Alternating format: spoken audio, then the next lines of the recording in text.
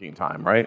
This here is a aliphatic urethane. This is also in a matte finish, but also offered in gloss. So it just depends upon what the customer is looking for.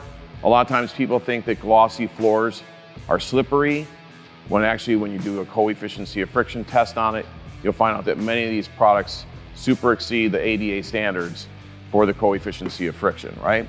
So this sample here is we're gonna be demonstrating the Urethane X, okay? This is in a 1.5 gallon kit.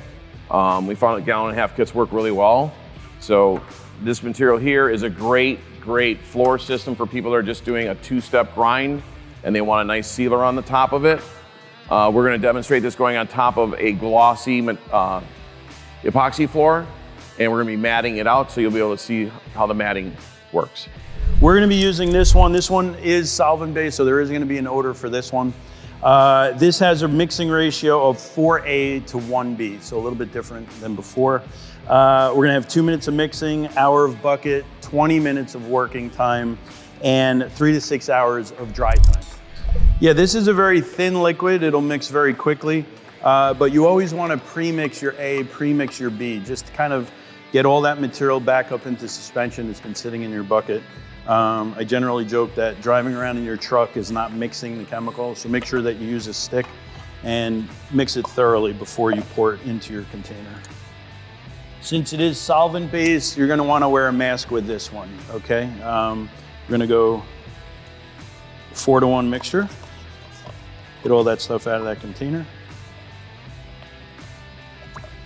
We'll go ahead and, now we're putting this on a gloss surface. This material that we're gonna be spreading, in this case it's satin, so we're gonna take away that gloss.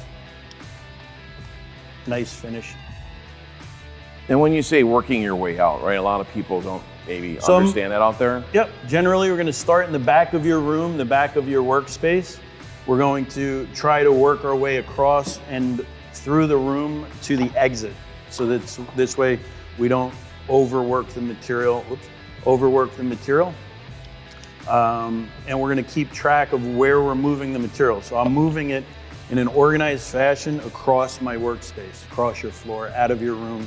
This way we're having even mill thickness. And you'll notice that a lot of people wanna paint, they wanna do this. But really the first thing we wanna do is to spread the material evenly. Later we'll come back and back roll it. To get the best possible finish, you wanna minimize the amount of rolling on a particular surface. So I'm gonna bring the material down or out of the room.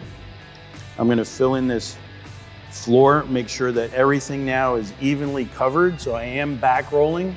This would be north, south, east, west. And now you could paint. Now we could get that material even across the floor. And then what you wanna work on is your final roll, your back roll. We're gonna go across the floor, even and consistent. We're not squeezing down on the roller. We're letting the roller move that material.